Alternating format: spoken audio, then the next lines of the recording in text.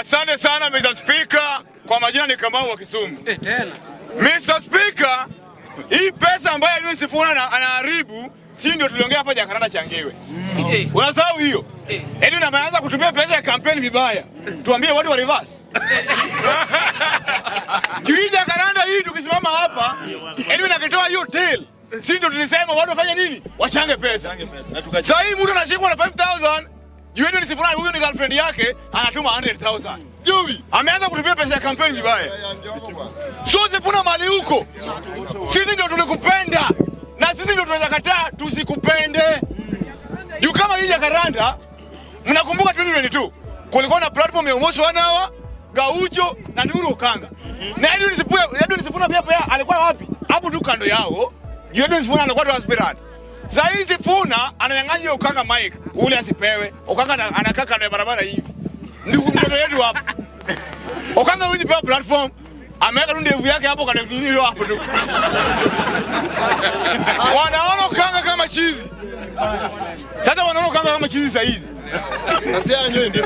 Sasa mimi nasema hivi, Edwin Sifuna mali huko ulikuwa na nafasi mzuri ya kuvai kama president 2027 na wewe ndio unaharibu peke yako sasa hapa. Juu tukiona mlikuwa watatu, Edwin Sifuna ambaye amechangiwa, Matiang'i ambaye anapewa pesa na Uhuru, na Kalonzo ambaye siku ya kutangaza watu anaendanga nje, hawezi enda huko. So hapa Edwin Sifuna alikuwa na nguvu kidogo. Na mali yako sahihi amedharau Jakaranda, amedharau Kenya yote. Hii Jakaranda ukiguza, haujaguza na 2 term ama 1 term, umeuguza kila mtu. Kabisa. So mali tuko hapa, Sifuna, siku ya Homa Bay, tusipoona Prado kama 5 hapa, na basi, wewe unajua tu tunagewa tu Edwin Sifuna tawe. Inakuwa hivyo, siku ya Homa Bay, tunataka kuona change hapa.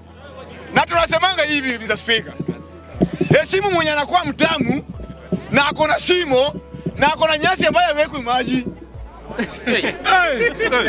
Heshimu mtu kama huyo. Nasema hivi. Heshimu mtu mwenye ni tamu na hajapikwa. Ako na shimo na hajachimbwa. Ako na nyasi na iwekwe maji na iko healthy. Heshimu mtu kama huyo sana. Huyo ni mwenye anakugewa chanzi yote. Na mtu kama huyo akishakuja kati yenu, saizi Edwin Sifuna wakiona hata mwenye wanaanza na hii kitu, anaona kama umbo sahihi. Anaona huyu msichana ndio kusema. Na msichana amekuja hapa juzi tu na ametumwa ati secretary. Ogopa warembo. Yeye amekuja na amepewa cheo direct. Na wakina Yesu la hata wana meno hawezi kuweka meno.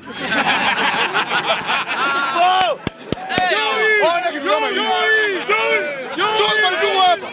Inakuwa mbaya siku nzima. Baya mazaya sana. Sawa, tuta. Nini? Wewe nani